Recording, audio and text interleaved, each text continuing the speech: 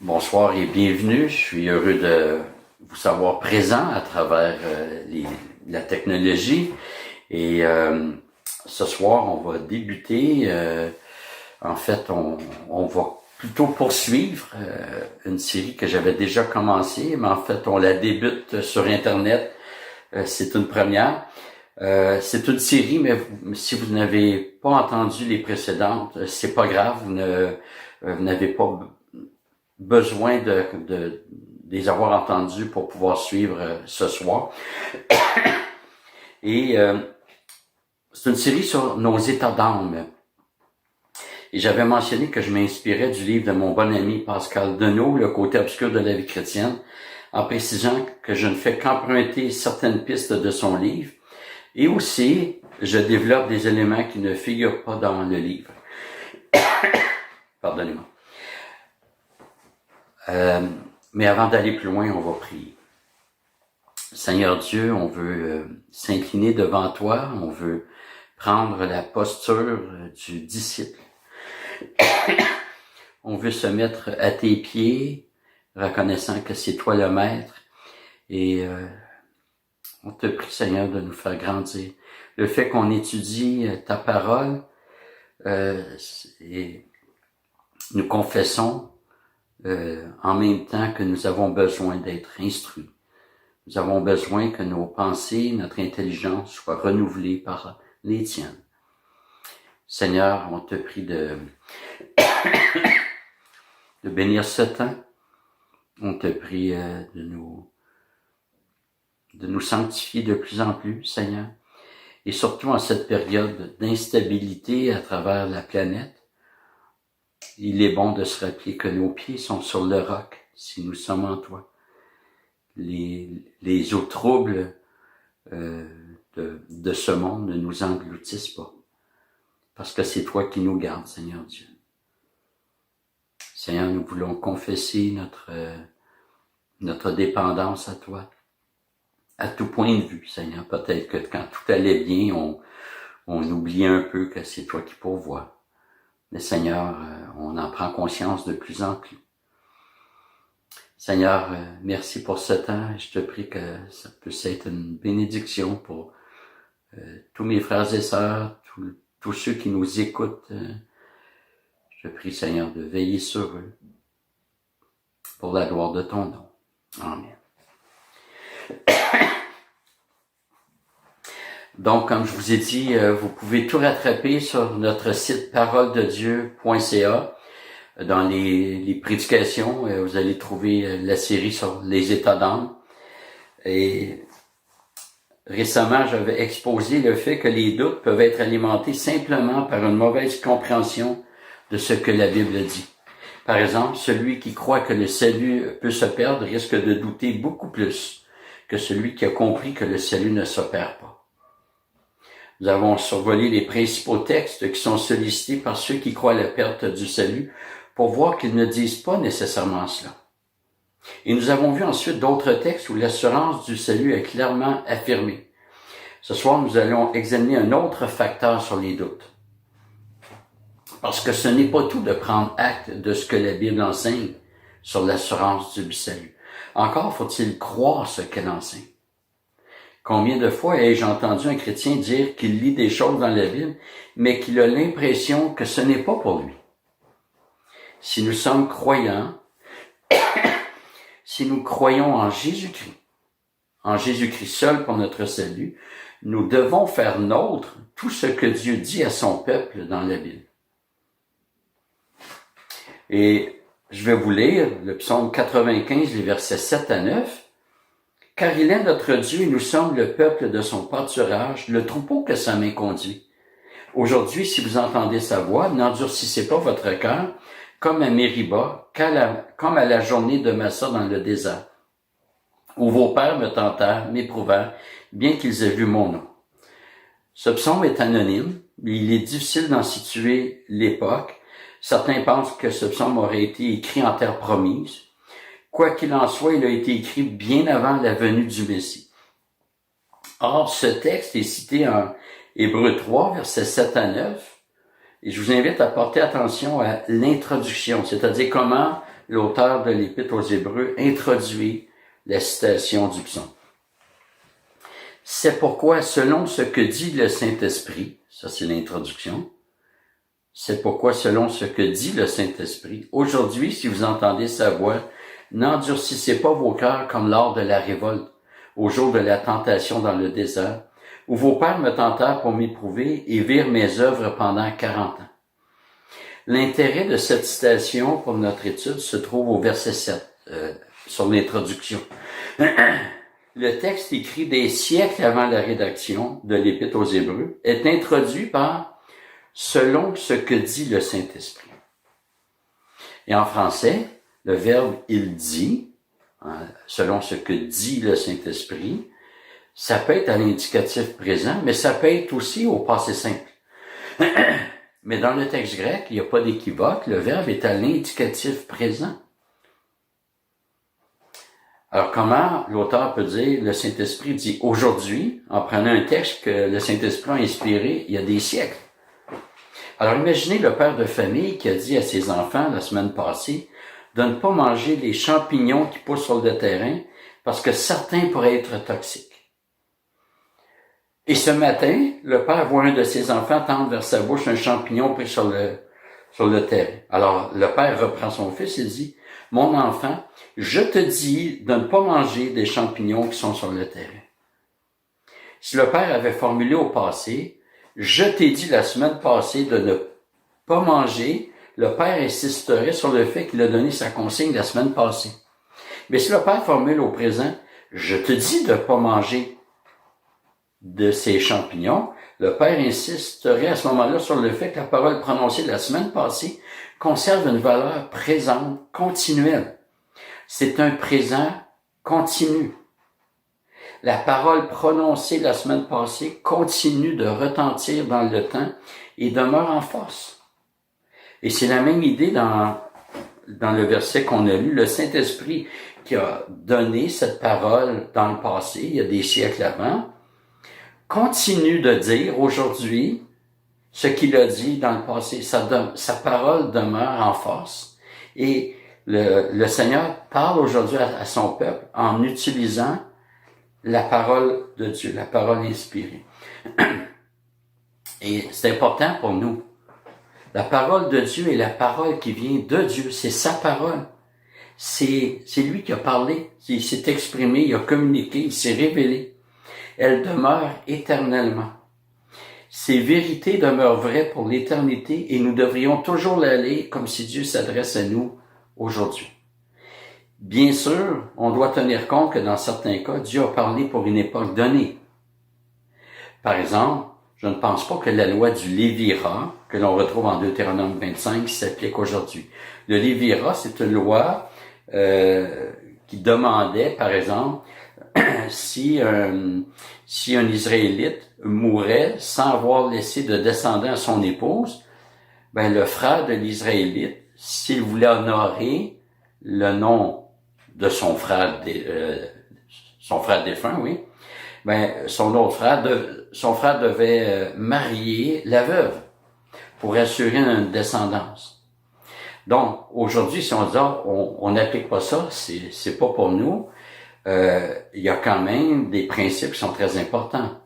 D'abord, ça montre que Dieu a un cœur pour les veuves. Dieu a un cœur pour les familles. Dieu a institué la famille. Et la famille est très importante, même dans le Nouveau Testament. Paul dit à Timothée, si quelqu'un ne sait pas prendre soin des siens, il est pire qu'un infidèle. Alors, c'est très important. L'idée de prendre soin de la veuve et de l'orphelin, il y a peut-être, aujourd'hui c'est important aussi, mais il y a des enseignements spirituels qui s'en dégagent aussi. En fait, nous étions tous, avant notre conversion, des veuves et des orphelins. Et en Jésus-Christ, nous sommes fiancés l'Église est fiancée à Jésus-Christ, l'époux, et on s'en va vers le mariage, les noces de l'agneau, c'est nous. Et pour les orphelins, ben, Jésus-Christ nous donne un père. Il nous a réconciliés avec le Père. Donc la loi de prendre soin de la veuve et de l'orpheline, elle retentit avec toute sa force, toutes ses applications spirituelles. Donc ça devient une grande richesse pour nous. Donc oui, on doit tenir compte du développement théologique. On doit tenir compte du développement des notions dans les alliances. On doit tenir compte qu'il y a un passage des ombres à la réalité, mais la parole de Dieu demeure éternellement. Donc, nous devons croire ce que nous lisons. Si je lis l'Ancien Testament en me disant constamment « Ah, c'est pas pour moi, ça, c'est pour le peuple juif », et moi je pense que c'est une erreur grave. Paul aux Corinthiens, au chapitre 10 de sa première épître, il s'adresse à une église principalement composée de non-juifs, et il parle du peuple de Dieu au désert. Il dit que ces choses sont arrivées, donc le peuple juif a vécu cela au désert, pour nous servir d'exemple. Là, il parle des chrétiens, qui soient d'origine juive ou grecque. Alors, tout l'Ancien Testament, c'est pas un livre à rejeter, et donc c'est un livre à considérer pleinement. C'est Dieu qui s'adresse à son peuple. Et nous devons croire que la parole de Dieu s'adresse à nous. Combien de doutes seraient évités si on lisait comme cela? Je sais que dans certains milieux, il y en a qui vont dire ah, moi j'ai entendu Dieu, puis là ils croient fermement. Bon, d'abord j'ai mes doutes, mais sur l'authenticité de ces expériences-là, mais c'est pas mon sujet. Mais on devrait croire que Dieu nous parle quand on lit la Bible, autant que s'il nous apparaissait pour nous parler. C'est pas moins recevable, moins crédible, parce que c'est écrit. C'est la parole de Dieu. Et c'est simple. Le remède contre le doute, c'est de croire. C'est l'inverse. Le remède contre le doute, c'est de ne pas douter. C'est de recevoir ce que Dieu dit comme une vérité adressée à nous. Oui, il y a toutes les règles d'interprétation, mais quand on les respecte, la parole de Dieu s'adresse à nous. C'est de croire que Dieu est fidèle et qu'il va accomplir toutes ses promesses. Et si je manque de foi, si je me sens vaciller, faisons cette prière qu'un homme a adressée à Jésus en Marc 9, 24. Et je vous lis. Aussitôt le père de l'enfant s'écria, « Je crois, viens au secours de mon incrédulité. » Très intéressant. Je crois, mais j'ai de l'incrédulité. Puis, ce qui est intéressant aussi, c'est que le père de l'enfant reconnaît que c'est pas lui qui est capable d'augmenter sa foi. Il demande à Jésus de venir au secours de son incrédulité. Et on trouve la même chose, le même principe en Luc 17, 4. Les apôtres dirent au Seigneur, « Augmente-nous la foi. » Si les apôtres avaient été capables par eux-mêmes, ils auraient dit, « C'est beau, je m'en occupe. » Mais non, ils se tournent vers Jésus puis ils disent, « Seigneur, augmente-nous la foi. » J'aimerais vous rapporter un point que j'ai déjà lu, mais je ne me souviens pas de qui. Cette personne, j'ai l'impression que c'est Ryrie, J.C. Ryle ou Arthur Pink, c'est un des deux, qui dit que notre foi ne doit pas être dans notre foi, mais en Jésus-Christ. La foi, c'est de regarder à Jésus-Christ. Et il arrive que des chrétiens mettent leur confiance dans leur foi. Ils s'appuient sur leur foi. Ils pensent que c'est une question d'intensité de ma foi, que je dois ressentir mon intensité, mes veines doivent sortir de mon front pour que ma foi soit authentique. Et c'est le danger de s'appuyer sur notre foi. Mais la foi, c'est de ne pas s'appuyer sur nous, c'est de s'appuyer sur Jésus-Christ. La foi qui s'appuie sur la foi n'est pas la foi en Jésus-Christ, c'est la foi dans la foi. Et il y a des chrétiens qui se réconfortent dans ce qu'ils ressentent. J'aimerais vous dire sur ce point-là que jamais la Bible nous demande de se fier à ce qu'on ressent. Nos émotions,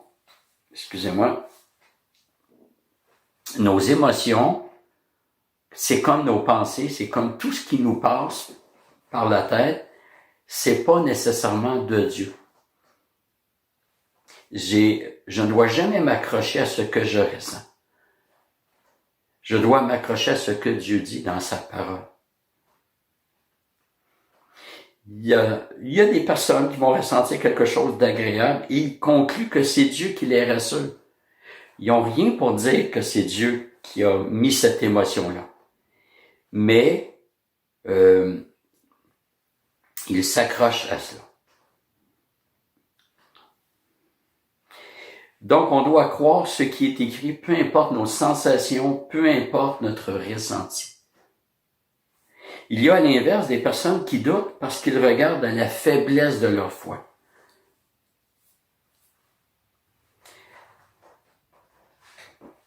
Ta foi est faible, c'est parce que tu as la foi. Le pasteur Mark Jones, l'auteur du livre Connaître Christ, un livre que je recommande chaudement, a écrit sur ce sujet ce qui suit. Les chrétiens qui luttent avec leur manque de foi devraient également se rappeler que la lutte avec l'incrédulité est un signe de foi. Il cite Marc 9, 24, que je vous ai lu plus tôt. Pour cela, peut-être cela est-il évident pour la plupart, mais les non-croyants ne luttent pas avec leur incrédulité. Les croyants le font cependant parce qu'ils sont inquiets que leur foi vacille. Ça prend la foi pour douter de notre foi ou pour se sentir vaciller. Si vous trouvez que votre foi est faible, c'est parce que vous en avez une. On ne craint pas de tomber du bateau si on n'est pas sur le bateau.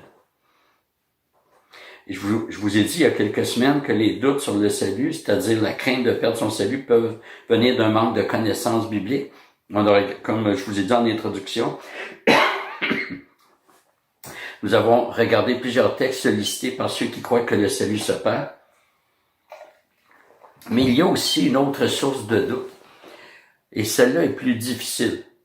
Donc, jusqu'à maintenant, on a vu une mauvaise compréhension de certains textes. C'est une source de doute. On a vu aussi que... excusez-moi, j'ai un petit blanc.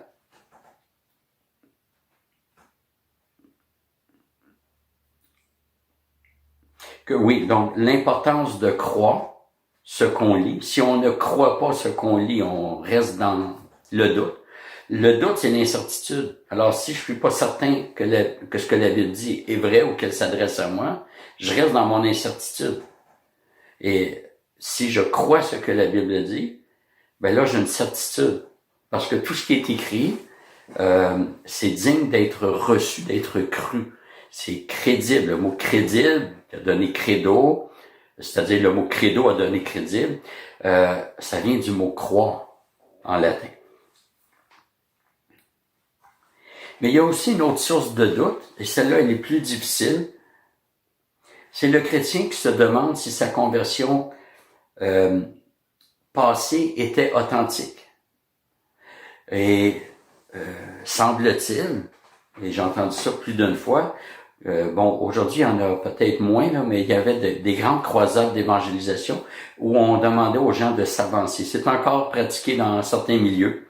Et on présente l'Évangile et on dit ceux qui veulent recevoir Jésus-Christ, avancez-vous. Et il y a des gens qui s'avancent à chaque dimanche, là, parce qu'ils disent tout d'un coup que ma décision était pas réelle, mon geste était pas sincère, etc. Et là, on tombe dans une introspection presque maladive. on tente de s'accrocher à son expérience passée pour trouver une assurance. Puis si on trouve pas cette assurance, on va la répéter. Puis la semaine suivante, on n'est pas satisfait, on la répète encore. En fait, on ne devrait jamais regarder notre conversion passée pour avoir une juste idée de notre foi. Mon assurance n'est pas dans l'authenticité de ma conversion, bien qu'elle soit importante, mais c'est aujourd'hui que je dois regarder. Est-ce que présentement je reconnais mon péché? Est-ce que présentement je me détourne de mon péché? Et quand je tombe, est-ce que je reviens à Jésus-Christ pour me repentir et trouver sa grâce? Est-ce que maintenant, aujourd'hui, présentement, je suis tourné vers Jésus-Christ? Est-ce que je vis la vie chrétienne aujourd'hui? Si je m'accroche au passé, ça ne me dira rien. Parce que la valeur d'une expérience passée se voit dans la persévérance d'aujourd'hui. Je vous lis Luc 8, verset 33 dans la parabole du semeur. Ceux qui sont sur le roc, ce sont ceux qui, lorsqu'ils entendent la parole, la reçoivent avec joie, mais ils n'ont pas de racines. Ils croient pour un temps, et au moment de l'épreuve, ils se retiennent. Ils croient pour un temps. Et pour ce temps-là, nous, on n'est pas capable de distinguer entre celui qui croit pour un temps et celui qui a vraiment cru. Et si celui qui a cru pour un temps regarde à son expérience passée, il va peut-être dire « Ah non, j'étais sincère, etc. » D'abord, qui sommes-nous pour juger notre propre sincérité? Mais il va s'accrocher à une expérience passée qui n'a pas été vraie. S'il ne peut pas évaluer son propre cœur. L'assurance se trouve sur le sentier de l'obéissance et pas ailleurs. Si je déroge à ce que l'Écriture dit, si je m'accommode d'une vie de compromis entre le péché puis Dieu, puis Dieu ne s'accommode pas de cela. Une autre erreur qu'on rencontre en lien avec les doutes, c'est de se rassurer en faisant des œuvres. J'ai des doutes, est-ce que je suis vraiment sauvé? Ah, là je vais m'en convaincre par des œuvres. Je vais me réconforter en faisant des œuvres comme pour prouver que j'appartiens à Dieu. Si jamais vous doutez de votre salut, ne tentez jamais de compenser par vos œuvres. Ce serait une grave erreur. Faites plutôt comme ce père qui a demandé à Jésus de venir au secours de son incrédulité. Se réfugier dans nos œuvres équivaut à trouver son confort en soi-même au lieu de le trouver en Jésus-Christ. C'est Jésus qui donne le repos, c'est pas moi qui me le donne. Imaginez une personne dans un avion qui traverserait une zone de turbulence. Et là, il y a un passager, il a peur de tomber, il doute. Et là, il se lève dans l'allée. En principe, on garde les ceintures dans les zones de turbulence, mais enfin, il se lève et il commence à battre ses bras comme pour voler, comme un oiseau, pour contribuer au vol. On trouverait ça complètement stupide, là. Il y a quelques lois de la physique qui manquent à cet homme. Mais il y a quelques lois spirituelles qui manquent à ceux qui veulent contribuer à leur salut par leurs œuvres. C'est aussi ridicule pour Dieu que celui qui est dans l'avion puis qui pense contribuer au vol en battant des mains.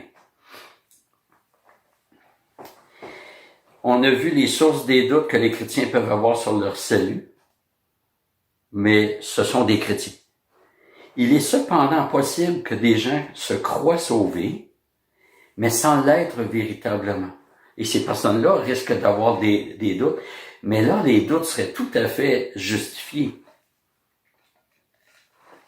Au début de mon ministère à Montréal, je suis allé prendre un café avec un jeune homme. Il se disait chrétien. né d'une famille chrétienne, il pensait qu'il était chrétien. Il me partage certaines choses, des difficultés. Et quand il me demandait comment je voyais cela, je lui répondais par les Écritures. Et il rejetait ce que je lui disais, qui venait pourtant des Écritures. Et j'ai constaté qu'il n'avait pas compris l'Évangile. Je lui ai demandé à ce moment-là de m'expliquer ce qu'il a compris à sa conversion. Qu'est-ce que tu as compris lorsque tu t'es converti? Il m'a dit qu'il avait accepté Jésus. J'ai dit, qu'est-ce que tu entends par cela? Oh, il dit, je voulais être sauvé, alors j'ai dit à Jésus que je voulais être sauvé. J'ai dit, oui, mais aujourd'hui, tu veux pas être sauvé. Parce qu'être sauvé, c'est pas juste être sauvé de l'enfer qui est à venir. C'est être sauvé de toi-même aujourd'hui. Tu veux pas, celui qui est converti ne veut pas vivre par lui-même. Le Seigneur me sauve de mes péchés, me sauve pas des péchés comme des actes immoraux. Il me sauve de ma nature pécheresse qui inclut mes pensées, mon cœur, ma volonté, tout mon être. Alors, j'ai dit, si tu n'obéis pas à Dieu, c'est que t'as pas besoin du berger. Tu crois que t'as pas besoin du berger. Tu te débrouilles très bien sans Dieu. Et finalement, ce jeune homme m'a dit, écoute, je crois que je ne suis pas sauvé. Il s'est levé et il a quitté. Frères et sœurs, nous n'éviterons pas toutes les fausses conversions, mais nous devons tout faire pour que l'évangile que nous annonçons le soit dans toute sa pureté. Quand on présente l'évangile à quelqu'un, faut pas lui dire « accepte Jésus ». En fait, on reçoit Jésus plus qu'on l'accepte. C'est plutôt Dieu qui nous accepte. Mais on doit lui parler du péché. Vraiment lui dire « t'es pécheur et sans Jésus-Christ, t'es perdu ». Moi aussi, je suis pécheur, mais je suis un pécheur à qui Dieu a fait grâce. Je me suis repenti de mes péchés et je me suis tourné vers Jésus-Christ et j'ai le pardon de mes péchés. On présente l'Évangile dans toute sa pureté. On va éviter beaucoup de fausses conversions. On les évitera pas toutes. Les apôtres ont vu des fausses conversions. Dans Acte 8, Simon le magicien. Mais on va en éviter beaucoup. Alors, on va éviter de donner une fausse assurance à des personnes qu'elles sont sauvées sans l'être. Donc, frères et sœurs, nos doutes, je dirais qu'ils sont normaux, dans le sens qu'on est encore en régime d'incarnation. On a l'homme de Romains 7, on a notre chair encore, elle vit encore, elle a été crucifiée, mais elle agonise, mais elle vit encore. Et on est dans ce combat incessant entre nous, notre vieille nature et la vie chrétienne. Mais ce qu'on doit savoir, c'est que notre seule assurance se trouve dans la personne et dans l'œuvre de Jésus-Christ. Jésus-Christ, c'est le remède à nos doutes. Croire ce qu'il dit, comprendre son œuvre, pas se laisser ébranler par des mauvaises interprétations qui insinueraient que le salut peut se perdre.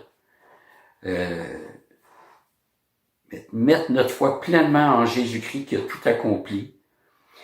Toute recherche de réconfort, d'assurance en dehors de la personne et de l'œuvre de Jésus-Christ constitue de l'idolâtrie. C'est se faire un autre Dieu et c'est se faire Dieu. Alors, pour terminer, on va prier. Seigneur Dieu, on est reconnaissant pour Jésus-Christ. Quel sauveur nous avons. Merci parce que il n'a pas expié certains de nos péchés, mais tous nos péchés. Ceux que nous avons commis avant notre conversion, comme ceux que nous avons commis depuis notre conversion. Et malheureusement, ceux qu'on va commettre jusqu'à notre mort. Merci pour cette grâce. Merci parce que nous avons cette assurance que personne ne nous ravira de ta main. C'est une promesse. Et ton bâton et ta houlette nous gardent des évasions. On ne peut pas abandonner la vie chrétienne si vraiment on est chrétien. Et ça nous garde des invasions aussi. Tu nous protèges de l'ennemi. Seigneur, merci pour ce salut par choc à par choc, dans lequel il n'y a pas de siège éjectable. Il est blindé. Quelle grâce tu nous fais, Seigneur Dieu. Seigneur, en ces temps difficiles, je veux te prier pour mes frères et sœurs qui ont perdu leur travail ou qui vont peut-être le perdre bientôt. Seigneur, au moment où j'enregistre, on a appris hier que toutes les entreprises qui ne sont pas essentielles, les commerces, devaient fermer leurs portes pour quelques semaines. Et Seigneur, on veut se rappeler que c'est toi qui pourvois et que tes promesses ne sont jamais menacées par les circonstances. Tout est entre tes mains, nos vies sont entre tes mains, Seigneur. Pardonne nos doutes, Seigneur Dieu, comme on l'a vu. Donne-nous de croire, de nous appuyer sur Jésus-Christ. Seigneur, je veux te prier pour ceux qui ont des inquiétudes financières, des inquiétudes aussi pour leur santé. Seigneur, il y a tellement de belles promesses. Tout concourt au bien de ceux qui sont en Jésus-Christ. Tu nous dis de rechercher le royaume, la justice, et tout le reste nous sera donné. Tout le reste, c'est tous nos besoins vitaux. Et c'est toi qui les définis, Seigneur Dieu. Mais nous croyons que tu ne t'intéresses pas seulement à notre âme, mais aussi à notre corps. Seigneur, il y en a qui ont des inquiétudes pour leurs enfants, ou pour leurs parents, leurs grands-parents. Seigneur, on te prie de bénir, de garder. Et Seigneur, les membres de notre famille qui ne te connaissent pas, on veut te prier d'utiliser cette circonstance difficile pour les rejoindre, pour leur faire réaliser qu'il n'y a aucune assurance dans ce monde-ci. Depuis la chute, toute la création est dans un chaos. Elle est soumise à la vanité. Il y a un désordre qui est installé. Et Seigneur, on ne doit pas trouver notre repos dans cette création-ci. Notre repos est en toi. Et Seigneur, que nos proches qui ne te connaissent pas puissent réaliser cela. Seigneur, certains ont peut-être des doutes face à l'avenir. Encore une fois, Seigneur, c'est toi qui es la réponse. Seigneur, je veux te prier pour mes frères et sœurs, particulièrement ceux de notre Église. Seigneur, tu sais combien je m'ennuie d'eux. Tu sais combien je les aime et j'ai tellement hâte qu'on puisse se retrouver.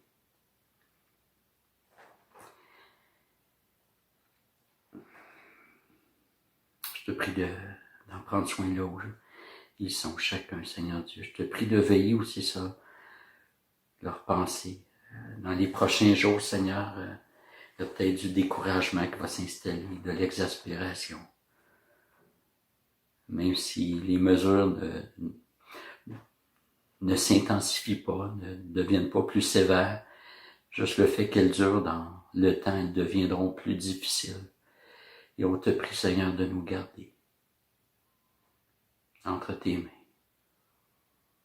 Merci pour tous ceux qui servent, Seigneur Dieu. Et, j'apprends qu'il y a des gens qui prennent soin des personnes plus fragiles, plus vulnérables.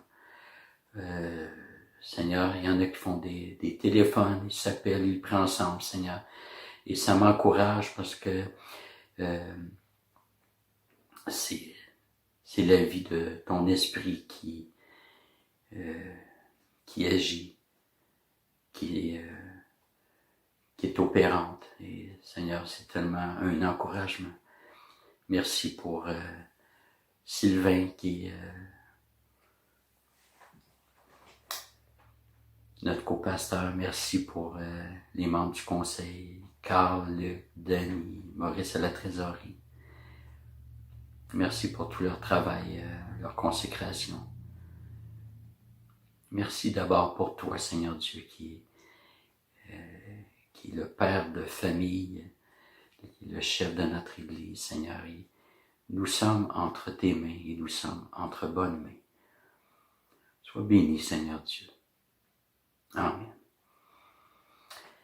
Voilà, donc merci de votre présence et que Dieu vous garde. Prions les uns pour les autres.